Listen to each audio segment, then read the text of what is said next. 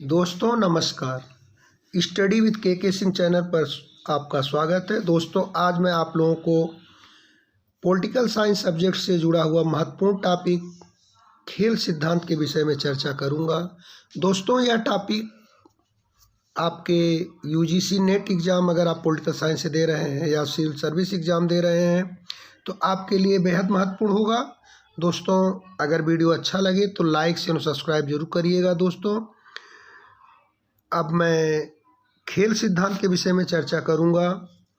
दोस्तों game theory जो खेल सिद्धांत है वह वास्तव में राजनीति विज्ञान में आने के पहले इसका उद्भव गणित और अर्थशास्त्र के विषय में पहले हुआ था। उसी संदर्भ में मार्टिन सुबिक ने गणितीय दृष्टिकोण से इस विचार को व्यक्त करने के लिए अपनी किताब games theory and related approach to social behaviour में चर्चा किया पहली बार इसकी। और ऑस्कर मॉर्गनस्टर्न ने theory of game and economic behaviour में इकोनॉमिक्स के दृष्टिकोण से इस विषय की चर्चा किया। खेल सिद्धांत का उपयोग गणितीय दृष्टिकोण से कैसे होता है और अर्थशास्त्रीय दृष्टिकोण से कैसे होता है, इस संदर्भ में जॉन न्यूमैन ने भी इकोनॉमिक संदर्भ में ही इस विषय की चर्चा किया। अंतर्राष्ट्रीय राजनीति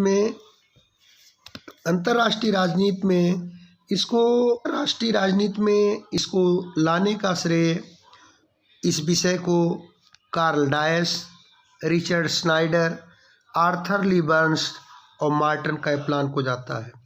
इस संदर्भ में कार्ल डायस की पुस्तक गेम थियरी एंड पॉलिटिक्स का महत्वपूर्ण स्थान है, जिसमें राजनीति के संदर्भ में अंतर्राष्ट्रीय राजनीति के संदर्भ में खेल सिद्धांत कैसे उपयोग किया जाता है, कैसे इसकी चर्चा होती है, इसके विषय में उन्होंने बताया है। दोस्तों यहाँ मैं आपको बताना चाहूँगा कि खेल सिद्धांत वास्तव में हितों की अधिकतम वृद्धि के लिए एक श्रेष्ठ राजनीति का चयन किया जाता है। श्रेष्ठ विकल्प, श्रेष्ठ परिणाम। जैसे कोई बच्चा एग्ज़ाम दे रहा है तो एग्ज़ाम के दिन तक वह अपनी एक श्रेष्ठ रणनीति बनाता है जिसके तहत उसे बेहतर परिणाम प्राप्त हो, अच्छे अंक प्राप्त हो। यह वास्तव में एक गेम थियरी का ही तरीका है कि वह एक गेम खेलता है, एक तरीका अपना एक युक्ति बनाता है। इसी संदर्भ में कहा गया है कि खेल सिद्धांत एक युक्ति का खेल है, न कि संयोग का खेल है। इसीलिए इसी संदर्भ में इसके लिए कुछ एजम्पशन होते हैं, कुछ मान्यताएं होती हैं, कुछ कारक होते हैं जिसके तहत खेल सिद्धांत का उपयोग किया जाता है, जिसकी चर्चा मैं आगे करूंगा इस वीडियो में।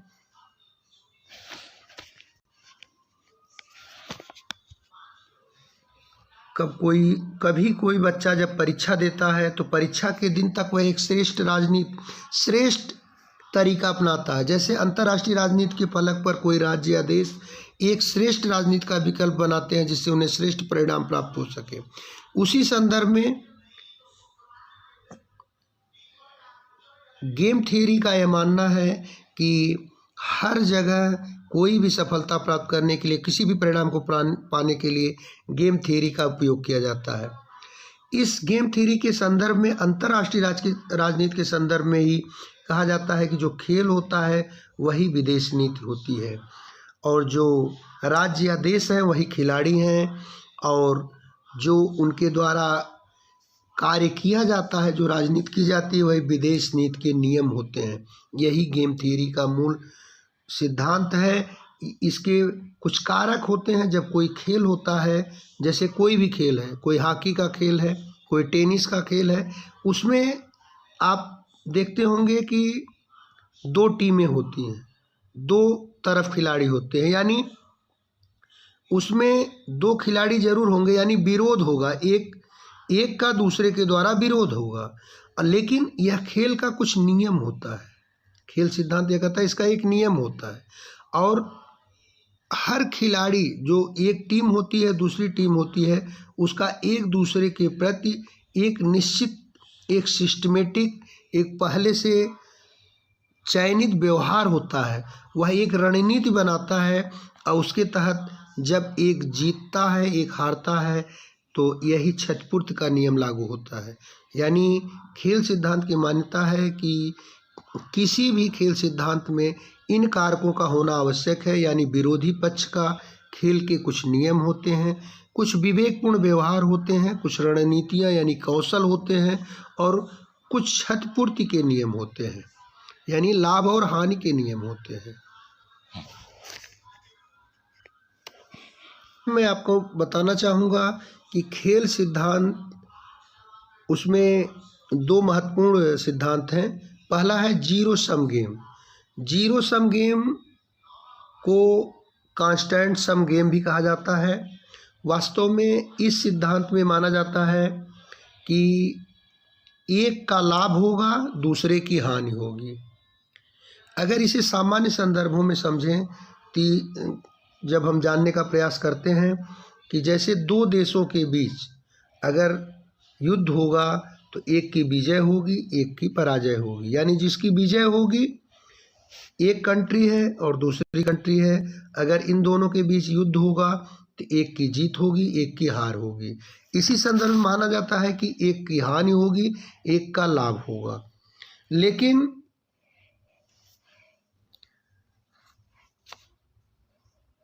जब यह सिद्धांत उपयोग में लाया जाता है अंतर्राष्ट्रीय राजनीति के संदर्भ में, तो वहाँ कहा जाता है कि 2 पर्सन जीरो सम गेम और n person zero sum game. यानी एक पहला है कि जब दो देशों के बीच यह सिद्धांत लागू किया जाता है जीरो सम गेम का, और जब दो संगठनों के बीच, दो संगठन तात्पर्य है कि जो अंतर्राष्ट्रीय राजनीति के संदर्भ में अलग अलग संगठन बने हुए हैं, जैसे आप देखते होंगे यूएनओ, आसियान, यूरोपीय संघ। इस संदर्भ में जब इस सिद्धांत का उपयोग किया जाता है जीरो सम गेम का, तो उसी के संदर्भ में कहा जाता है कि यहाँ पर गेम थ्योरी का जीरो सम गेम सिद्धांत लागू हुआ। इसमें एक खिलाड़ी को, यानी एक देश को लाभ होगा, एक देश को मुनाफा होगा और दूसरे देश को हानि होगी। लेकिन यहाँ पर यह जानना जरूरी है कि जब दोनों देशों के बीच इस प्रकार की घटनाएं होंगी, तो जो जिस के लिए उनके बीच यह युद्ध हो रहा है, उस लाभ में कोई परिवर्तन नहीं होता। वह ये होता है कि ये सभी लाभ एक ही तरफ चले आते हैं। यानी जो लाभ एक के पास, यानी एक के पास जीरो बचा रह जाता है, इसलिए इसको कहा जाता है जीरो सम गेम। यानी एक को लाभ होगा, इसे कांस्टेंट सम गेम भी कहा जाता है। इसके दो सिद्धांत हैं। 2 पर्सन जीरो सम गेम जब दो देशों के बीच होता है, जब संगठनों के बीच होता है अंतर्राष्ट्रीय राजनीति के संदर्भ में, तब यह सिद्धांत लागू किया जाता है। जैसे आप सामान्य संदर्भों में समझ सकते हैं कि जब दो खिलाड़ी एक खेल खेलते हैं, शर्त लगाते हैं, तो उसमें अगर जो खिलाड़ी जीत जाता है तो हारने वाले खिलाड़ी को उसे कुछ देना पड़ता है। उस संदर्भ में जो हारने वाला खिलाड़ी है वो जीरो हो जाता है, जो जीतने वाला खिलाड़ी है उसके पास प्लस हो जाता है। इसको कहा जाता है जीरो सम गेम सिद्धांत। दूसरा सिद्धांत है non zero sum game. Non zero sum game सिद्धांत को वेरिएबल सम गेम सिद्धांत भी कहते हैं, मिक्स मोटिवेशन सम गेम भी कहते हैं। थॉमस सेलिंग ने इसे सौदेबाजी का भी सिद्धांत कहा है। ऐसा इसलिए कहा गया है कि इसमें दोनों खिलाड़ियों को लाभ भी हो सकता है, इसमें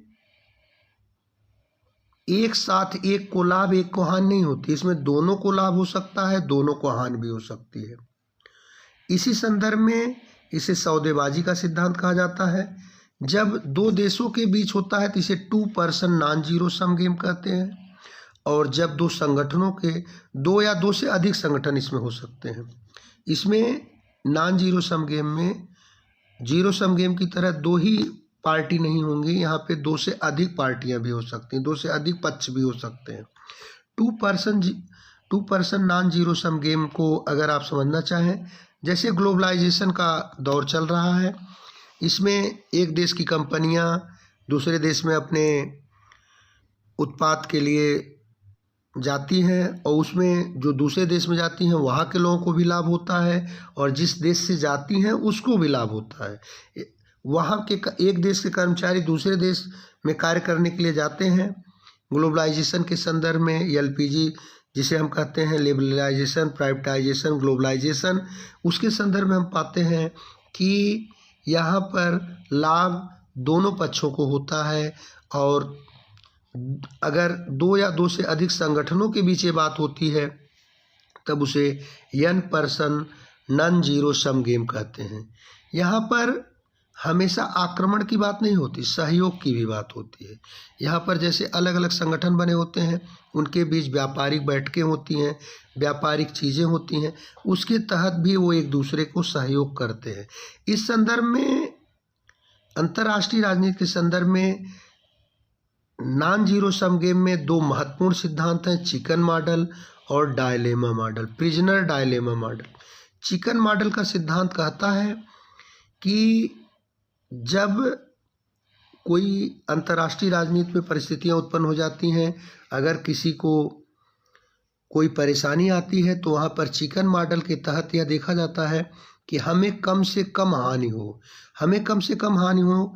जैसे कोई चिकन बेचने वाला दुकानदार अचानक जब देखता है कि उसके यहाँ वो चिकन के लिए हर बार एक मुर्गे को निकालता है, लेकिन अगर मुर्गे को यह पता चल जाए कि यह जो आगे मुर्गा होगा, जो इस पिंजड़े के प्रथम में होगा, इस उसे ही निकाला जाएगा, तो अगर कोई चिकन चाहे तो अपने आप को कोने में रख लेगा और उस परिस्थिति में देखेगा कि बार बार वो जो मांस बेचने वाला, मुर्गा बेचने वाला व्यक्ति है वो हमेशा एक मुर्गे को पकड़ेगा।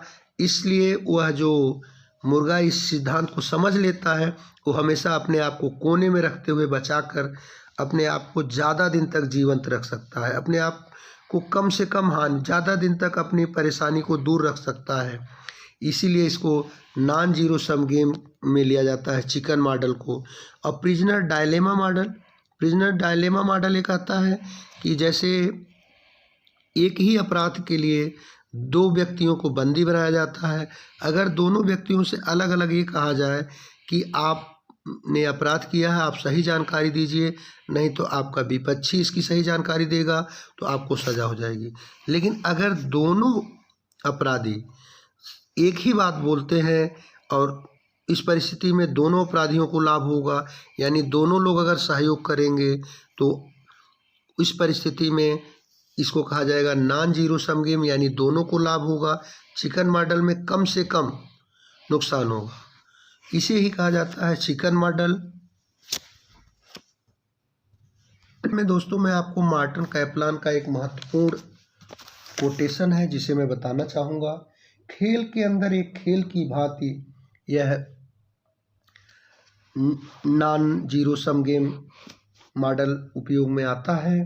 खेल के अंदर एक खेल होते हैं जिसमें खिलाड़ी समझौते को लागू करने के लिए नियमों के साधनों का पालन करते हैं, तब कम लाभ वाले खिलाड़ी को अधिक की लालच देकर वह अपने साथ जोड़ने का भी प्रयास करते हैं। यानी हमेशा n person non zero sum game के अंदर संगठन हमेशा जोड़ने का प्रयास करते हैं कि आपको लाभ होगा अगर आप हमारे साथ जुड़े रहेंगे। संकट की स्थिति में संकट से बचने के लिए आपको हमारे साथ जुड़ना चाहिए। ऐसा नॉन जीरो सम गेम में एक खिलाड़ी दूसरे खिलाड़ी के साथ, एक संगठन दूसरे संगठन के साथ सहयोग की बात करता है।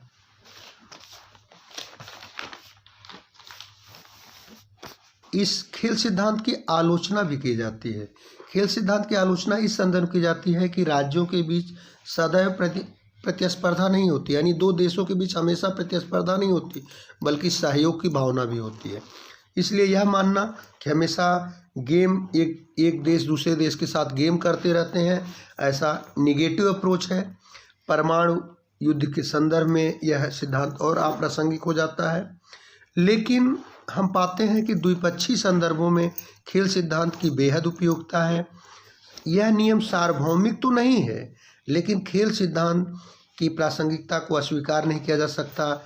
हम देख रहे हैं कि क्यूबा संकट में यह सिद्धांत बहुत ही उपयोगी रहा, जिसके तहत जो है डायलॉग के माध्यम से समस्या का समाधान हुआ। वर्तमान में यूक्रेन संकट के विषय में हम पाते हैं कि यह सिद्धांत बहुत ही उपयोगी है, जिसके माध्यम से कम हानि के द्वारा भी यूक्रेन समस्या को गेम थियरी के माध्यम से व्यवस्थित रूप से कम नुकसान के तहत non zero sum game theory के तहत इस समस्या का समाधान पाया जा सकता है। दोस्तों, खेल का सिद्धांत गेम थियरी आपको हमें विश्वास है कि बहुत अच्छे से समझ में आ गई होगी। इसके कुछ महत्वपूर्ण बिंदु थे जिसकी मैं आपसे चर्चा करना चाहूँगा कि जो आपको एग्ज़ाम के दृष्टिकोण से याद रखनी चाहिए कि खेल सिद्धांत का उपयोग पहले गणित और अर्थशास्त्र के संदर्भ में हुआ और इसे राजनीति के संदर्भ में लाने का श्रेय कार्ल डायच और मार्टिन कैप्लान को स्पेशली माना जाता है। और दूसरी बात, खेल के कुछ नियम होते हैं और खेल के कुछ एजम्पशन होते हैं, उनको जानना आपको जरूरी है। पॉइंट है विरोध, खेल के नियम, विवेकपूर्ण व्यवहार, रण कौशल और क्षतिपूर्ति। इसके अलावा खेल के जो दो सिद्धांत हैं, जीरो सम गेम जिसे कांस्टेंट सम गेम भी कहते हैं, दूसरा non zero sum game. Non zero sum game को variable sum game Thomas selling ने कहा है।